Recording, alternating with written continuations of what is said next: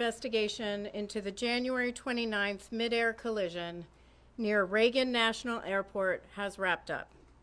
We have the perishable evidence we need, so we want to provide an investigative update and talk about next steps. Let's begin with some information on the Black Hawk's route and then proceed through the accident sequence. This particular flight was a check ride for the pilot flying the Black Hawk. Generally, a check ride is a practical exam that a pilot must pass to be qualified to perform specific aircrew or mission duties. The Army does 3 types of check rides: instrument, annual, and night vision goggles. This was a combined annual and night vision goggle check ride. We believe the helicopter crew was likely wearing night vision goggles throughout the flight. Given the nature of the flight, additionally, had they been removed, the crew was required to have a discussion about going unaided. Let me repeat that. Had they been removed, the crew was required to have a discussion about going unaided. There is no evidence on the cockpit voice recorder, or CVR, of such a discussion. On this chart, you'll see the routes they were generally following: helicopter route 1 to helicopter route 4. These routes are designated by the Federal Aviation Administration, or FAA, and although you see blue lines, there are no defined boundaries to these routes. You'll note on the chart that pilots are expected to maintain the maximum altitude charted when ceiling permits, unless otherwise instructed by air traffic control. The maximum altitudes along helicopter route 1 are 1,300 feet between Cabin John and Chain Bridge, 1,000 feet at Chain Bridge, 700 just after Chain Bridge, 300 at the Key Bridge, and 200 feet just south of Memorial Bridge. Now I'm going to read some preliminary investigative information, which is derived from a variety of electronic and other sources as of 1 p.m. today. About 8:15 p.m. Eastern Standard Time, the CRJ left 37,000 feet pressure altitude for an initial descent. At 8:30, the Black Hawk began traveling generally southbound after maneuvering near Laytonsville, Maryland. CVR audio from the Black Hawk indicated the instructor pilot was the pilot monitoring and transmitting on the radio, and the pilot was the pilot flying. At 8:33:41, the Black Hawk crew requested helicopter route 1 to 4 to Davison Army Airfield, which the tower controller approved. At 8:38:39, the Black Hawk reached the intersection of the DC Beltway and the Potomac River near Carteret, Maryland. After briefly turning westbound, the Black Hawk turned back to the east and began descending as it picked up helicopter route 1 over the Potomac River southeast toward downtown Washington, D.C. At 8:39:10, Potomac approach cleared the crew of the CRJ for the Mount Vernon Visual Runway 1 approach. At 8:40:46, the CRJ rolled out of a left turn established on the ILS localizer for runway 1 at approximately 4,000 feet pressure altitude, 170 knots, with landing gear up and flaps extended to 20 degrees. At 8:43:06, the CRJ crew made initial contact with DCA Tower. The tower controller then asked if the crew could switch to runway 33. The CRJ crew agreed to switch to runway 33. At 8:43:48, the Black Hawk was about 1.1 nautical miles west of the Key Bridge. The pilot flying indicated they were at 300 feet. The instructor pilot indicated they were at 400 feet. Neither pilot made a comment discussing an altitude discrepancy. At this time, we don't know why there was a discrepancy between the two. That's something that the investigative team is analyzing. At 8:44:27, as the Black Hawk approached the Key Bridge, the instructor pilot indicated the Black Hawk was at 300 feet, descending to 200 feet. Between 8:44:41 and 8:44:45, the CRJ crew selected 30 degrees of flaps and then 45 degrees of flaps. At 8:44:49, the CRJ landing gear were down and locked. The aircraft was fully configured for landing about 6.2 nautical miles south of the airport.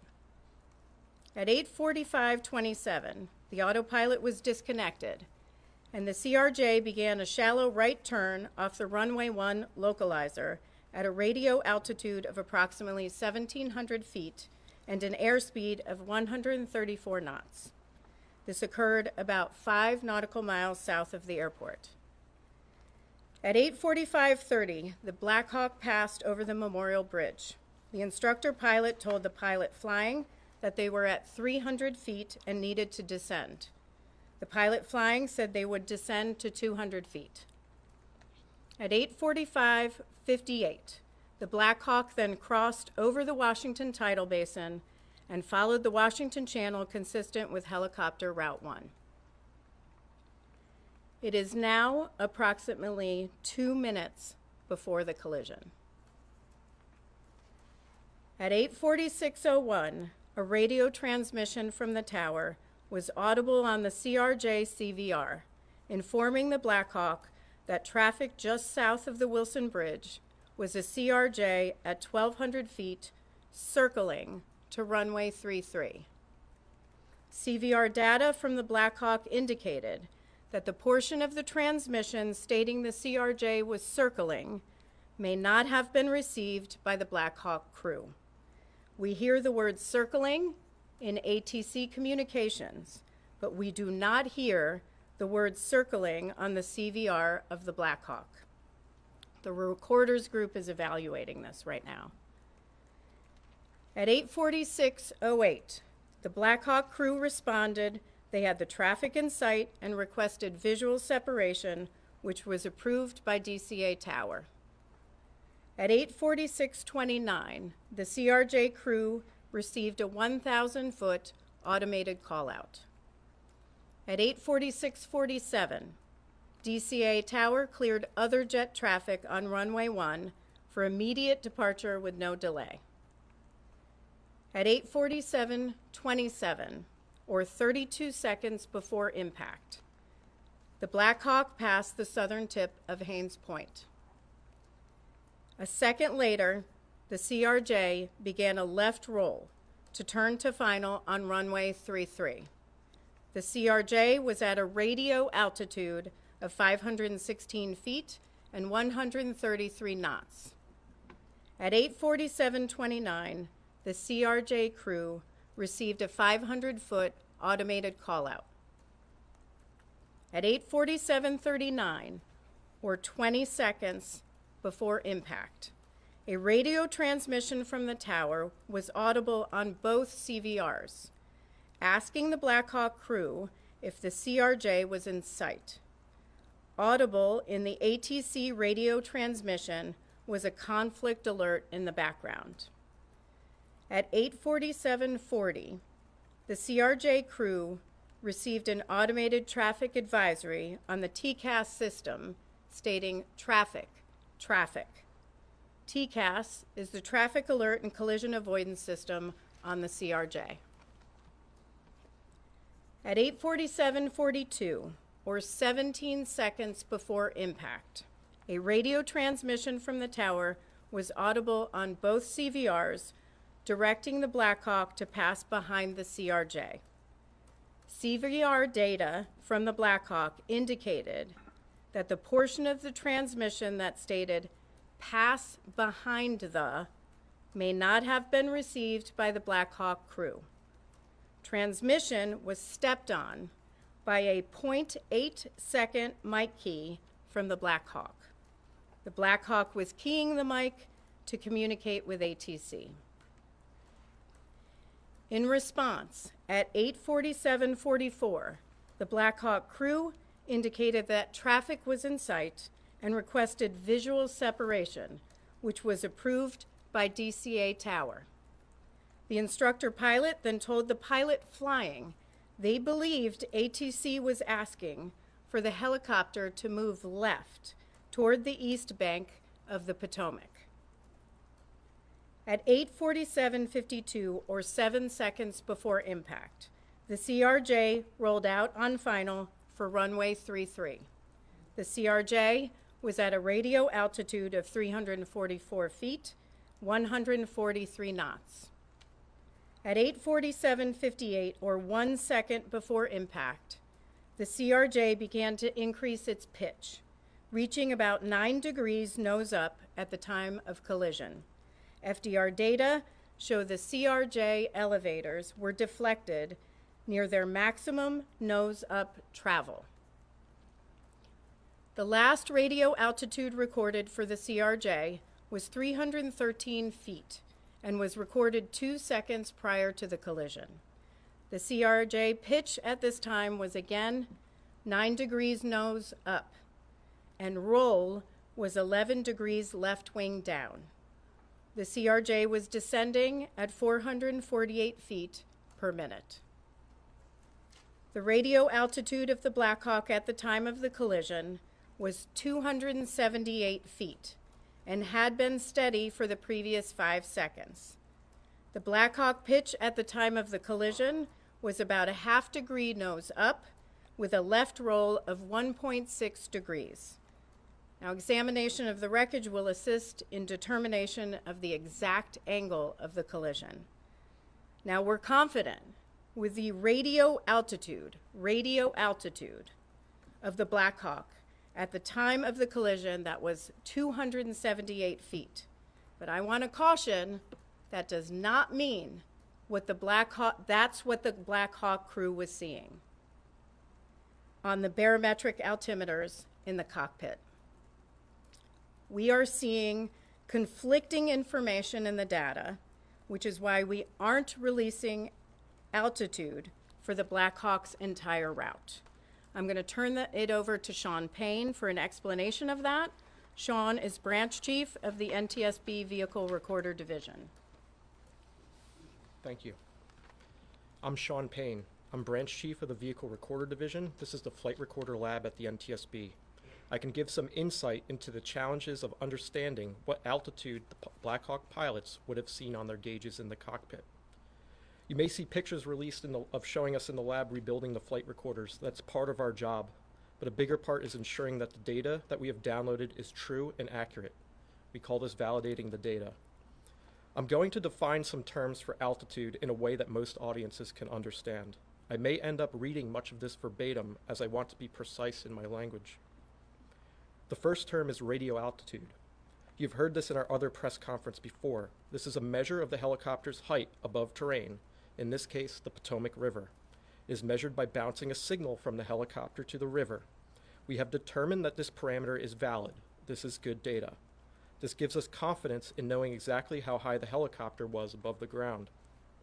This parameter is not the primary means the pilots would have used to determine their height during flight. The pilots are not typically navigating using radio altitude. It is often different from what they see on their primary altimeters. The next term is barometric altitude. This is typically the altitude the pilots would use while they are flying. This was not recorded on the FDR. Barometric altitude takes into account certain atmospheric conditions. This would be displayed in front of both pilots on their instrument panel. As I said, this was not recorded. The next term is barometric pressure setting.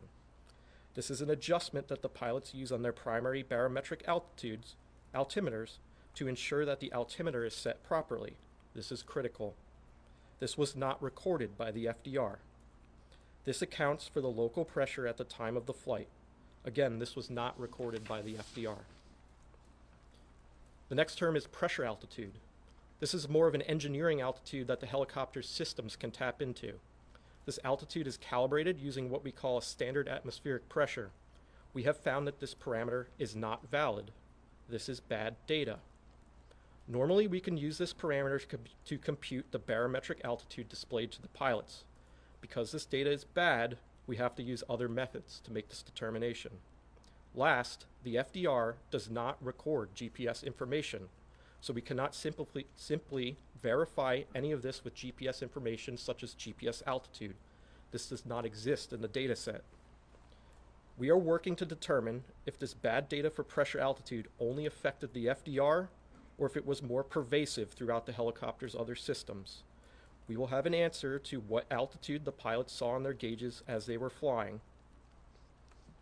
To examine this, we will use a combination of methods. First, we have already started working with Sikorsky, Collins Aviation, and the Army to retrieve engineering documentation to understand how this may have affected other helicopter systems. Next, because we cannot turn to the FDR for this information, the wreckage of the helicopter needs to be examined. We need to look at the remains of the pedostatic and air data system. I must stress that these systems were badly damaged in the accident, and this will be difficult. Last, we will need to look at the altimeters themselves and determine their independent functionality. I'd like to stress that we've just completed the on-scene phase of the investigation.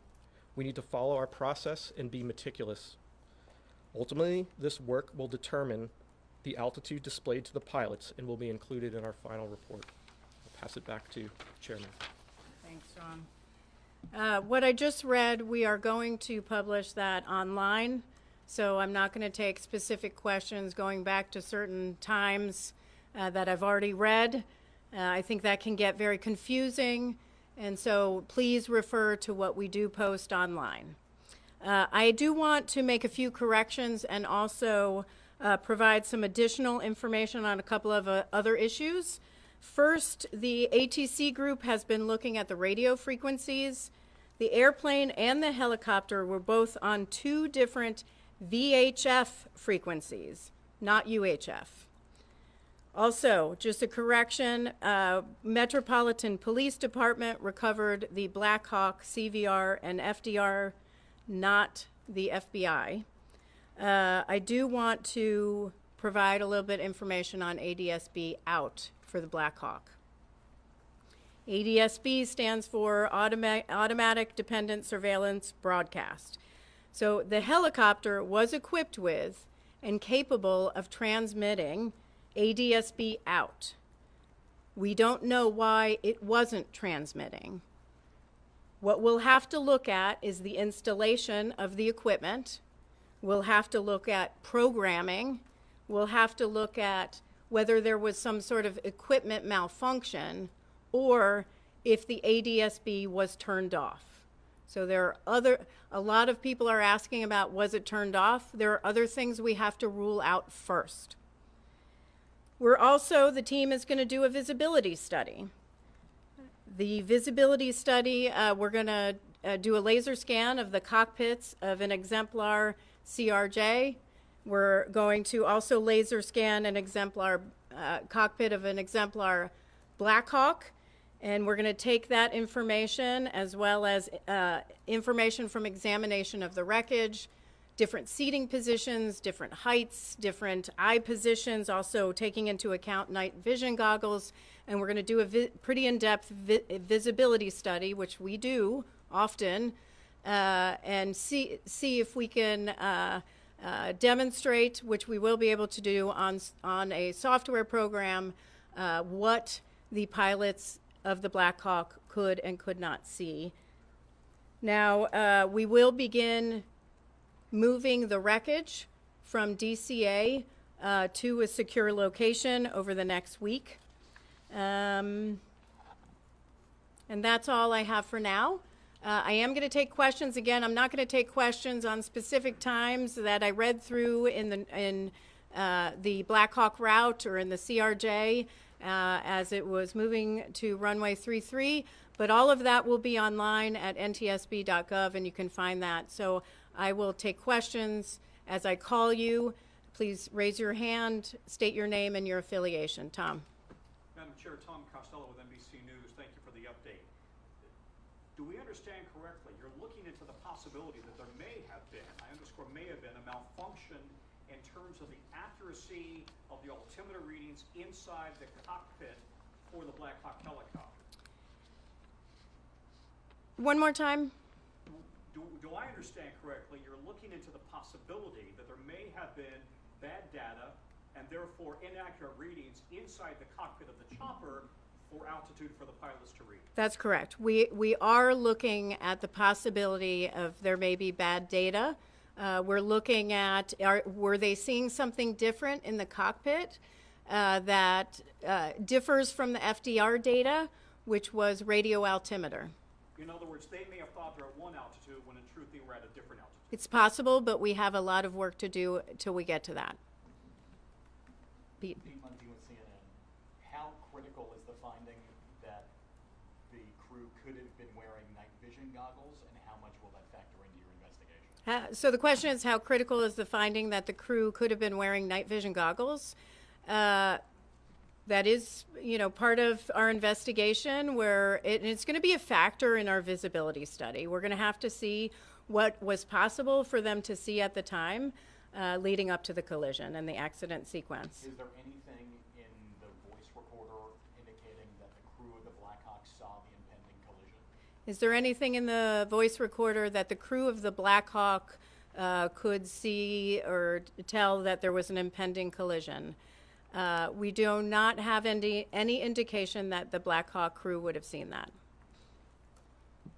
Paul Wagner with News 4. Based on the possibility that they were wearing these night vision goggles, we've heard from people who wear them that it may affect your peripheral vision. So if the plane is coming into 33 and they're coming down the river, that possibly the peripheral vision may have been affected to see that plane off to the left? The question is visibility and night vision goggles. This is exactly why we do a visibility study, and we'll test that as part of our study. But time will tell. Just to level set here, we're only a couple of weeks out, and we have a lot of work to do. That will be a part of the work. Daniel Gilbert, Washington Post. You mentioned the CRJ got a traffic advisory before the collision.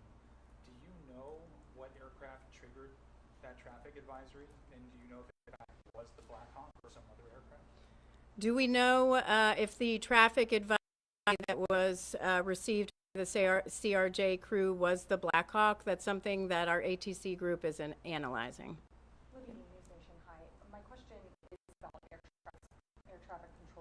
Message to the Black Hawk saying that they should roll behind the passenger plane. You're saying that didn't get through to the Black Hawk, saying that's what's being investigated, or it did get through and they weren't able to accommodate that? So the instructions from ATC were to pass behind the CRJ. That transmission was interrupted. It was stepped on. We do not have evidence on the CVR of the Black Hawk that they may have not received pass behind because the mic key. They were communicating with air traffic control at the time. Did that full message come through from air traffic control, like pass behind the passenger plane, or was it just pass behind and then it got cut off in the Black Hawk? Pass behind was not communicated. And what were the next words? It's communicated by ATC. It was not heard on the Black Hawk CVR. Is that clear? I think the clarification of the Black Hawk not receiving an air traffic control and making it through, was the passenger plane aware of the Black Hawk even in the area being told of this? Was that something that would even be on their frequencies? I know this is a second-by-second moment, so I don't know who got what. So the CRJ crew can hear air traffic control and communications from air traffic control. The Black Hawk crew can also hear communications from air traffic control, but they can't hear communications from each other back to air traffic control. So it's half the communication. Yes. Thank you, Chair Holman. Grady Trimble with Fox Business. I know it's early in the investigation, and I know that the FAA controls the airspace around DCA. But at this point, would you the right move, and would you advocate for a permanent restriction of those flights? Well, I do want to congratulate the Secretary Duffy for taking action immediately to restrict helicopter traffic, except for certain circumstances, life-saving flights and presidential flights. So I think they took the right safety action. We will have to, as we go through our investigation, look at the accident sequence and take our investigative information and determine what next steps should be done. It's too early for us to say whether it should be permanent. However, that's certainly something that the Secretary and the FAA can do on their own. And because it will be you guys who put the safety recommendations forward in the end, are there any others right now that would make flying into that particular airport safe? Yeah, so here's what I'm going to say. On aviation is the safest mode of transportation. I say this often. You are at greater risk getting into your car to and from the airport.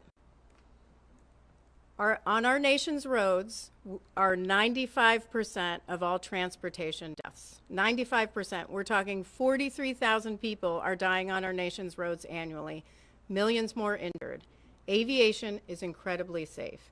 With respect to any safety recommendations that may come along or any safety deficiencies that we might identify, one thing I will say is our investigative process, we don't wait till the end of our investigation to issue something that may impact a safety deficiency. So for example, we will issue an urgent safety recommendation if we see that something needs to be acted on immediately. We won't wait till the end of the investigation. We won't wait till the end to issue recommendations in the final report. We will take action. We will issue an urgent safety recommendation if we need to. So that's open right now in all areas. Last question. Yes. Patrick Turks with Scripps News. There's been a lot of talk from aviation experts that maybe the crew on the CRJ, or on the Black Hawk, rather, was looking at the wrong plane. Can you talk about whether you've seen anything that would support that theory or oppose it? Yeah, I've read these reports. It's too early to tell. We're going to have to do our visibility study to look at all possibilities of what the crew might have been seeing. So more to come on that. Thank you very much. Thank you very much.